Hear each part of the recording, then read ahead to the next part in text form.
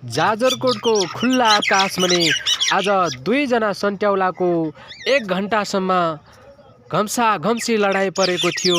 यो लडाईँ हुनुको प्रमुख कारण यिनीहरूको दुईजना केटाहरूको एउटै केटीसँग लभ परेको रहेछ।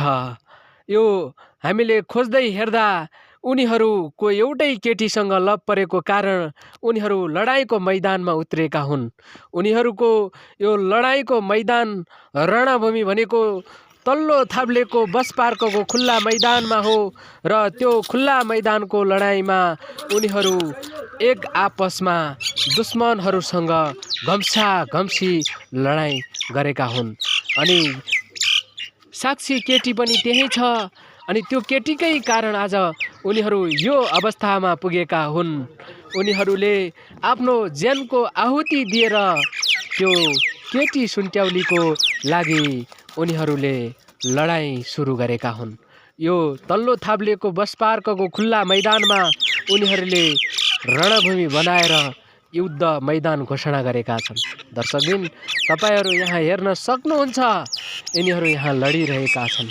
यो दृश्य कुनै कथामा भएको काल्पनिक दृश्य होइन, यो प्रत्यक्ष हामीले देखेको अनि क्यामेरामा कैद गरेको यो दृश्य हो। सुन्ट्याउली तपाईले त्यही देख्दै हुनुहुन्छ। यो पोथी सुन्ट्याउली एकजना केटीलाई दुईजना केटा सुन्ट्याउलाले मन पराएकै कारण यो युद्ध सुरु भएको हो।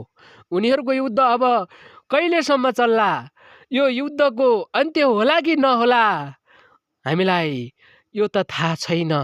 तर उनीहरूको युद्ध 1 घण्टादेखि जारी छ। उनीहरू लड्दै छन्, थाकेका छन् तर हारेका छैनन्। दर्शकबिन, हामी सोच्ने गर्छौँ मानिसले मात्र आफ्नो प्रेमिकाको निम्ति लडाईँ गर्छन्, एउटा केटीको लागि मानिसले मात्र लडाईँ गर्छन् सोच्छौँ। तर चराचुरुङ्गीले पनि आफ्नो मनपर्ने प्रेमिका पाउनको लागि यसरी लडाईँ गर्दैछन्। अब यी हुनेवाली प्रेमिका कसकी हुने हुन् त्यो त मलाई पनि थाहा छैन।